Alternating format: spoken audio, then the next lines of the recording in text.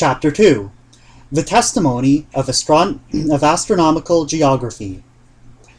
The nights are never so dark at the pole as in the other regions, for the moon and stars seem to possess twice as much light and effluence. In addition, there is a continuous light in the north, the varied shades and play of which are amongst the strangest phenomena of nature. Ramboson's Astronomy. The fact which gives the phenomenon of the polar aurora its greatest importance is that the Earth becomes self-luminous, that, besides the light which, as a planet, it receives from the central body, it shows a capability of sustaining a luminous process proper to itself. Humboldt. We are apt to think of an unbroken night of 6 months at the pole. Eminent scientific authorities speak of it as this conception were correct. Thus, Professor Geikie, in his admirable new manual of geology, writing at the Arctic flora of the Miocene age, says, "When we remember that this vegetation grew luxuriantly within 8 degrees 15 minutes of the North Pole, in a region which is in darkness for half of the year, we can realize the difficulty of the problem in the distribution of climate which these facts present to the geologist." In like manner, Sir Charles Lyell, discussing the question of the possibility of whales reaching the supposed open sea at the pole, says, "They could pass under considerable barriers of ice, provided there were openings here and there, and so they may, perhaps, reach a more open sea near the pole, and find sustenance there during a day of more than 5 months' duration."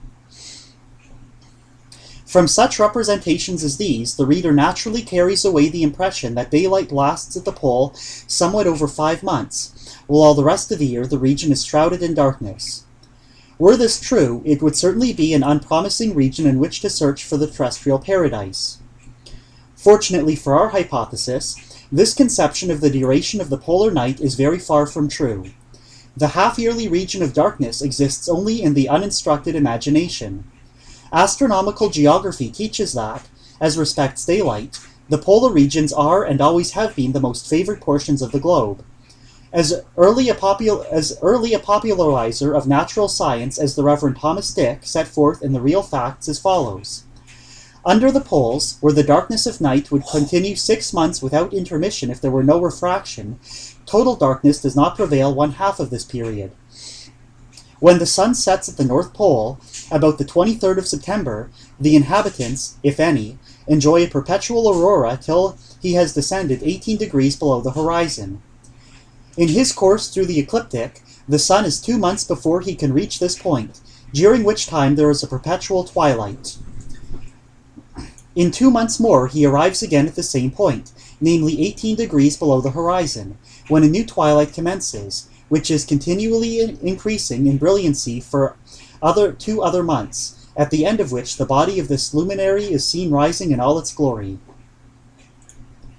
So that in this region the light of day is enjoyed in a greater or less degree for 10 months, without interruption by the effects of atmospheric refraction, and during the 2 months when the influence of the solar light is entirely withdrawn, the moon is shining above the horizon for 2 half months without intermission, and thus it happens that no more than 2 separate fortnights are passed in total darkness, and this darkness is alleviated by the light of the stars and the frequent coruscations of the aurora borealis.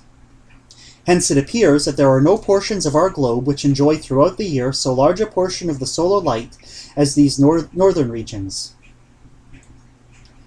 Striking as is this account of the polar day, it is noteworthy that experience has repeatedly shown that the actual duration of light in high latitudes exceeds even the calculations of the astronomers. Thus, in the spring of 1873, the officers of the Austrian expedition, under Lieutenants Weprecht and Peyer, were surprised to behold the sun 3 days before the date on which he was expected to rise. A late writer thus states the case: "In the latitude 79 degrees 15 minutes north, in which the Tegethoff was lying, the sun ought to reappear above the horizon on the 19th of February, but, owing to an effect of refraction, due to the low temperature prevailing, negative 30 degrees, the explorers were able to salute its rays 3 days earlier." Lieutenant Payer's own account is as follows: "Though the sun did not return to our latitude, 78 degrees 15 minutes north, 71 degrees 38 minutes east longitude, till the 19th of February, we were able to greet his beams 3 days previous to that date, owing to the strong refraction of 1 degree 40 minutes, which accompanied a temperature of negative 30 degrees. Still more remarkable was the experience of Berentz's Arctic expedition, almost 300 years ago. Dr. Dick alludes to it as follows. The refractive power of the atmosphere has been found to be much greater, in certain cases, than what has now been stated. In the year 1595, a company of Dutch sailors, having been wrecked on the shores of Novaya Zemlya, and having been obliged to remain in that desolate region during a night of more than 3 months, it was a little less than 3 months, beheld the sun make his appearance in the horizon about 16 days before the time in which he should have risen according to calculation, and when his body was actually more than 4 degrees below the horizon. The only explanation of this astonishing phenomenon which the same writer offers is found in this appended clause, which circumstances has been attributed to the great refractive power of the atmosphere in those intensely cold regions. This is so unsatisfactory that not a few prefer to believe what seems entirely incredible, namely that Berentz and his men in the short space of less than 3 months made a blunder of 16 days in their time record. Professor Nordenskjöld has recently referred to the case as follows. On the 14th November, the sun disappeared and was again visible on the 3rd February. These dates have caused scientific men much perplexity, because in latitude 76 degrees north, the upper edge of the sun ought to have ceased to be visible when the sun's south declination in autumn became greater than 13 degrees, and to have become visible again when the declination again became less than that figure. That is to say, the sun ought to have been seen for the last time at Berentz's ice haven on the 27th October, and it ought to have appeared again there on the night of the 14th February. It has been supposed that the deviation arose from a considerable error in counting the days, but this was unanimously denied by the crew who wintered. In a footnote, he gives proofs which seem convincing that no such error can have been committed. But while these experiences of Berentz and the Austrians point to a duration of darkness at the pole of less than 60 days out of the 365, some apparently good authorities extend the period to 76 or 77 days.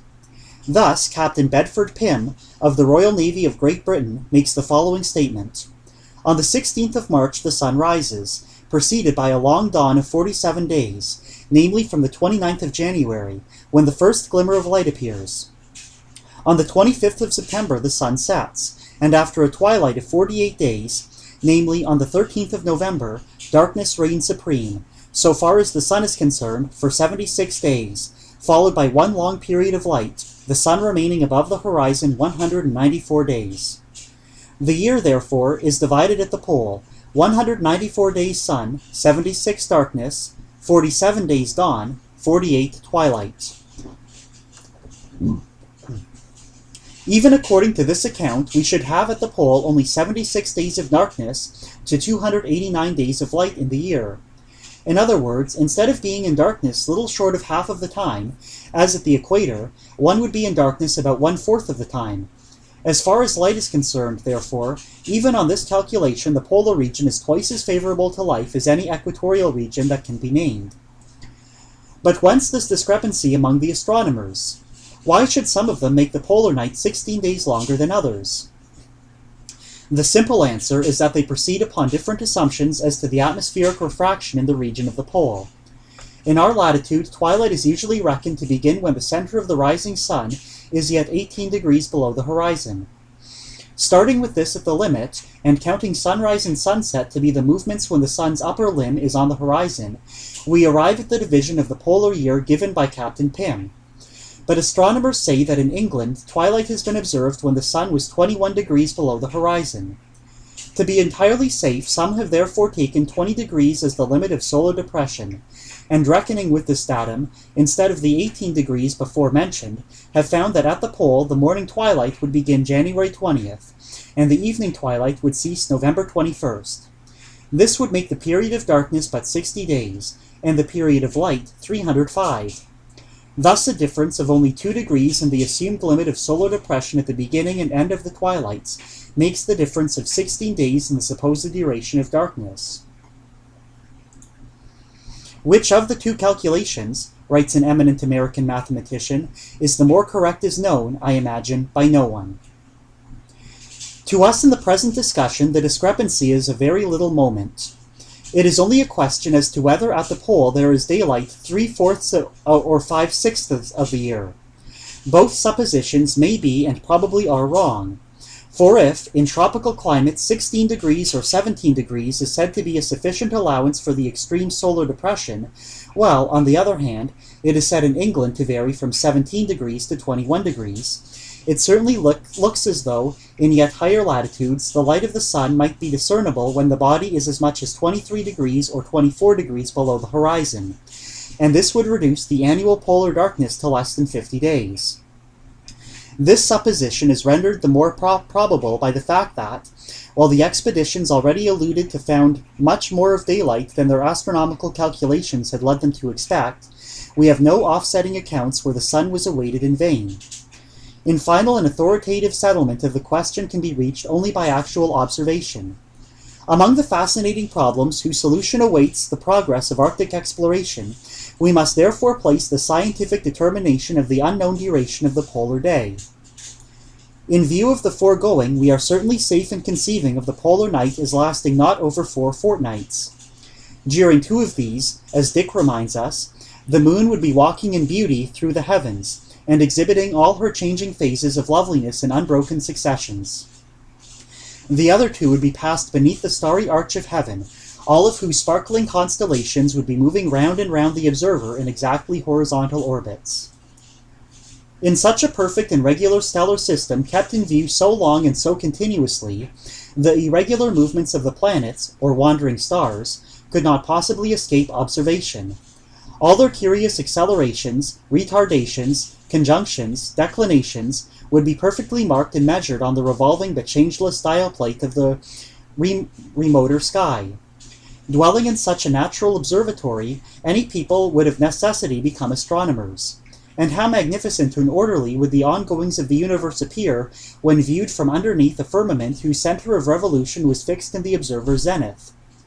After long months of unbroken daylight, how would one's soul yearn for a new vision of those stellar glories of the night? Nor would the moon and silent stars be the only attractions of the brief period during which the light of the sun was withdrawn. The mystic play of the northern light would transform the familiar daylight world into a veritable fairyland. In our latitude, the aurora borealis is comparatively rare and tame phenomenon. In the highest Arctic regions, it almost nightly kindles its unearthly glories. In itself, it is lightning diluted and sublimated to the point of harmlessness. Sometimes these electric discharges not only fill the whole heaven with palpitating draperies, but also tip the hills with lambent flame, and cause the very soil on which one stands to prickle with a kind of life.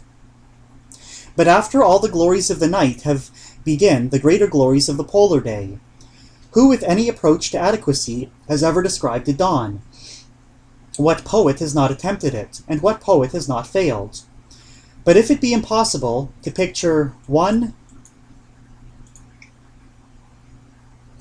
of our brief and evanescent day dawns, who shall attempt a description of that surpassing spectacle in which all the splendors and loveliness of 60 of our dawns are combined in one? No words can ever portray it. No poet's imagination, even, has ever given us such unearthly scenery. First of all appears low in the horizon of the night sky a scarcely visible flush of light. At first it only makes a few stars' light seem a trifle fainter, but after a little it is seen to be increasing, and to be moving laterally along the yet dark horizon. 24 hours later it has made a complete circuit around the observer, and is causing a larger number of stars to pale. Soon the widening light glows with the luster of orient pearl. Onward it moves in its stately rounds, until the pearly whiteness burns into a ruddy rose-light, fringed with purple and gold. Day after day, as we measure days, this splendid panorama circles on, and, according as atmospheric conditions and clouds present more or less favorable conditions of reflection, kindles and fades, fades only to kindle next time yet more brightly, as the still hidden sun comes nearer and nearer his point of emergence. At length, when for 2 long months such prophetic displays have been filling the whole heavens with these increscent and revolving splendors, the sun begins to emerge from his long retirement, and to display himself once more to human vision.